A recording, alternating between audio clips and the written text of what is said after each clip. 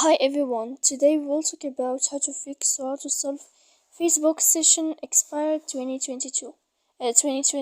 To know how to fix or to solve Facebook session expired 2023, you should just go to settings like this. We will click.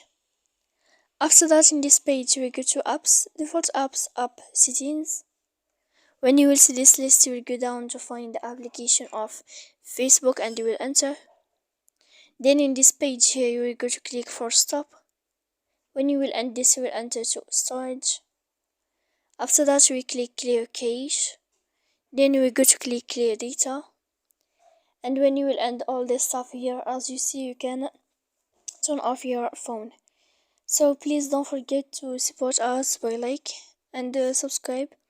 See you next time in another video. And thank you for your attention.